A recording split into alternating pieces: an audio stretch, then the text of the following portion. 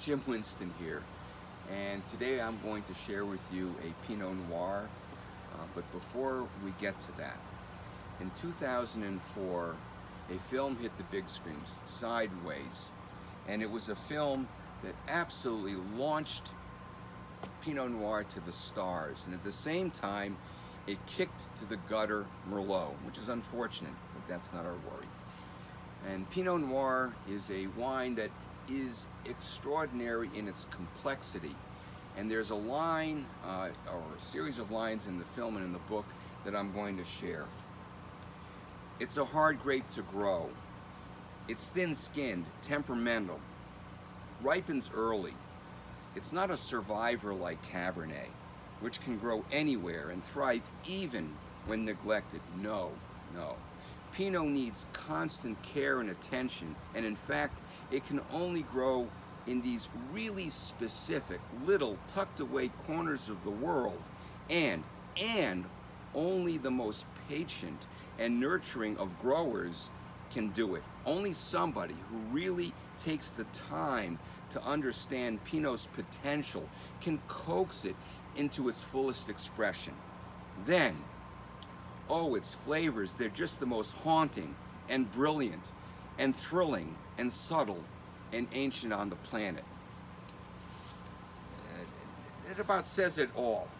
So what we're looking at here is this combination of terroir, land, climate, soil, and then a winemaker or wine grower who has the inner compass, who can bring the best of what is potential from the vineyard into the glass to enjoy.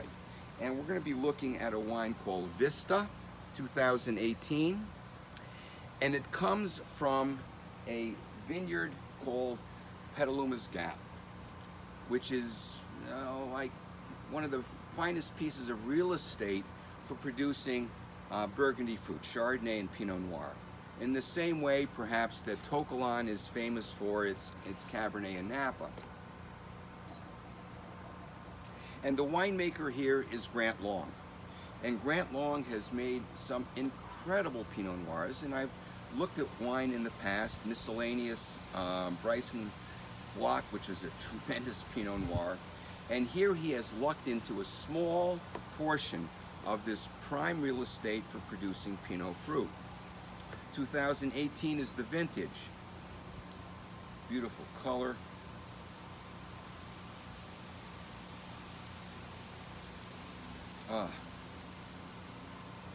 There's a rich scent to this Pinot Noir. Sometimes a Pinot Noir can be a little bit more feline in the way it approaches you. It's a little standoffish, aloof. You have to get into it. Maybe it likes you, maybe it don't. Unlike Cabernet, which is more canine, which wags its tail and pees on your drapes and stuff like that, and you still love it. But this has a more forward scent, and it tells me that the wine has a wonderful, rich core.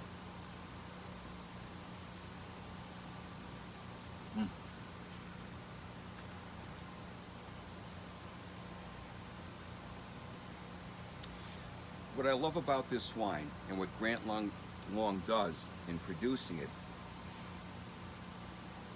is he has let the power of the vineyard and the fruit develop in the glass, layers of flavor, and yet eases back on the gas pedal.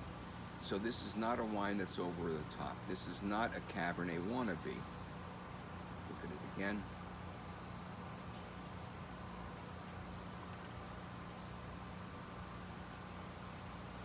The trick is, how can we balance richness of flavor and complexity and somehow not create a massive structure to the wine, as we would see perhaps in bigger bodied wines like a Cabernet, for example.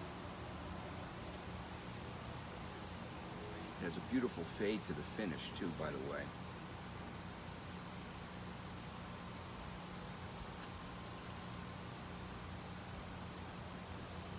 This guy has a magic zizwheel with making Pinot Noir, and that's clear. One more.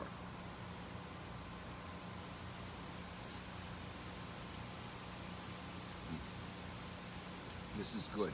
Enjoy.